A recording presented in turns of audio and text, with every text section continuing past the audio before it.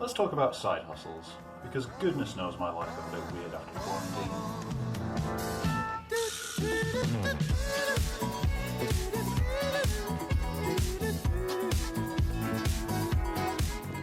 Oh boy, 2020 was a bit of a head trip. I'm still not even sure if it happened or not. What I do know is that around the start of it all, I set myself up as a freelance artist with intent to sell my artwork. That didn't exactly work out in the end, though. Through a mix of the world almost self-destructing and my complete lack of marketing experience, things stagnated. Figured I'd make a video showing how I mix paint, layer it, and then pour it onto a canvas to get the patterns that I set into some jewellery pieces and whatnot. Managing that and operating a camera at the same time didn't exactly work out. That resulted in me getting a bit despondent, for lack of a better term. Why do I fucking bother sometimes? I quickly got over myself, though, when I was informed that folks had taken somewhat to the cooking video that I did, so I figured I'd give it another whirl. Today's video is going to be a pasta dish. Not traditional in any sense of the word, but it's pretty tasty. Obviously, you'll need some pasta, and I decided to cut my pasta with a bit of veggies, ragusa style. Some butter for finishing things up, and for the sauce, some onions, garlic, and tomatoes. A bit of basil for garnish, as well as cheese. Can't have pasta without some cheese on top. And obviously olive oil for frying up this stuff. Tomato paste is optional, but it does add a lot of flavour. Now, the first few steps are pretty self-explanatory. You just want to peel and clank up all your vegetables into some decent-sized pieces. And this is the point where I'll step back and let some funky music take over.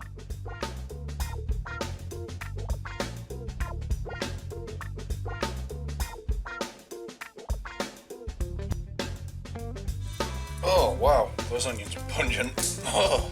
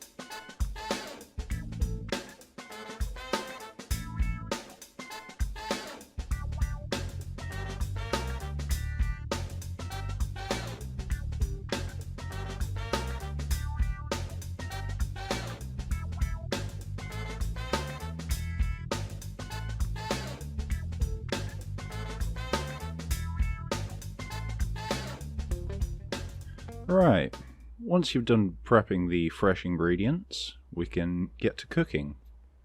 Add a splash of oil to one pan and fill another with some water that's lightly salted, and get both of those on the heat. Whether you add the onions while the oil's cold like I did, or whether you add them later on when the oil's shimmering a little bit, that's your call. They're going to get cooked either way. Make sure to nudge this all about with a utensil rather than something made of silicone. You'll see why in a minute or two. Let them cook for a while, and then once they've gotten a bit of colour to them, you can add your garlic and listen to it sizzle. Things will get pretty fragrant very quickly. You don't want to leave this on the heat too long, otherwise the garlic will burn, and that'll spoil your sauce. Let that all cook and get nice and tasty. Then you can add in a bit of tomato paste, and I added a fair bit because that's kind of how I roll, and this is why you need your utensil, so you can break up the tomato paste. And once everything smells on the verge of burning, just add your tomatoes and get them stirred up. Obviously, if you've got crushed or chopped tomatoes, you don't have to break them up like I did, but I didn't have either, so I had to go with whole tomatoes.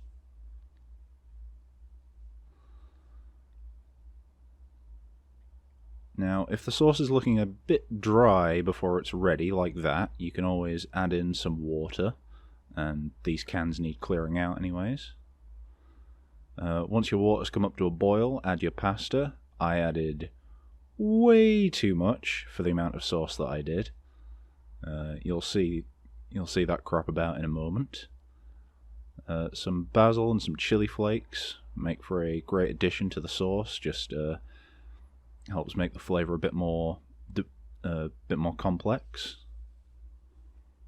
And yeah, you can just let those things sit and simmer till the pasta is at the level that you would like it done. I got distracted and pulled it a bit late, but whilst you're draining the pasta, chuck a little receptacle in there and you can get some of the pasta water for helping finish all this up. Yeah, that's definitely way too much pasta. And now comes the part of the video where I would show you how to make the fried courgettes to go with all of this, but I didn't take any footage of that. Nor did I take any footage of finishing it up. So let's just get to plating. Obviously you'll want to chuck a bit of your sauce-laden pasta into a bowl or a plate. Top it with some sauce.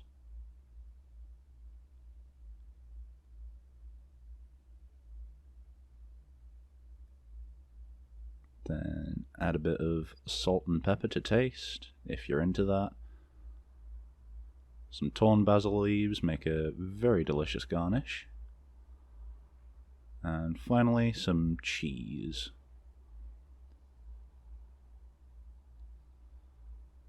And that's basically it. Now, there's a chance I'll refine this recipe in the future, but probably not. This is pretty good.